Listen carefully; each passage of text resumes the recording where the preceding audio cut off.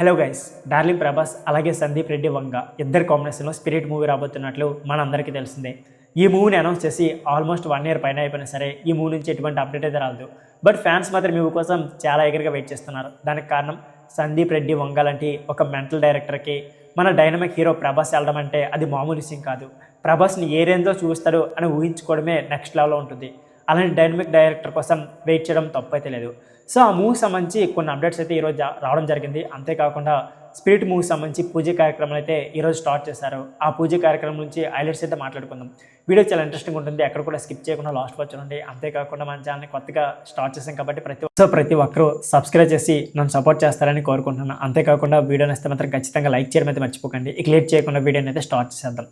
ప్రభాస్ హీరోగా అలాగే దర్శకుడు సందీప్ రెడ్డి వంగ ప్రకటించిన చిత్రం స్పిరిట్. ఎప్పటి నుంచి ఆసక్తి రెక్కిస్తున్న ఈ ప్రాజెక్ట్ పూజ కార్యక్రమం అయితే లాంఛనంగా ఆదివారం మొదలైంది. ప్రారంభోత్సవానికి ముఖ్య నటుడు చిరంజీవి అయితే ముఖ్య అతిథిగా హాజరయ్యారు. ఇకపోతే చిత్ర బృందానికి శుభాకాంక్షలు తెలిపారు. ఈ సినిమాను ఎప్పుడు అనౌన్స్ చేసిన సంగతి మన అందరికీ తెలిసిందే. సెట్ పైకి వెళ్ళడానికి ఆలస్యమవుతూ వచ్చింది. ఇకపోతే యాక్షన్ థ్రిల్లర్గా రూపొందిస్తున్న ఈ సినిమాలో ప్రభాస్ పోలీస్ ఆఫీసర్గా కనిపించబోతున్నారు. ప్రకాష్ రాజ్ అలాగే వివేక్ ఒబేకర్ తదితరులు కీలక పాత్ర పోషిస్తున్నారు. ఈ చిత్రానికి భారతీయ భాషలతో పాటు జాపనీస్, కొరియన్ అలాగే మండరిన్లో విడుదల చేయబోతున్నారు. ఇకపోతే విజువల్ లేకుండా కేవలం ఆడియోతో క్రియేట్ చేసిన స్పిరిట్ ట్రేజర్ సినిమాపై మరింత అంచనా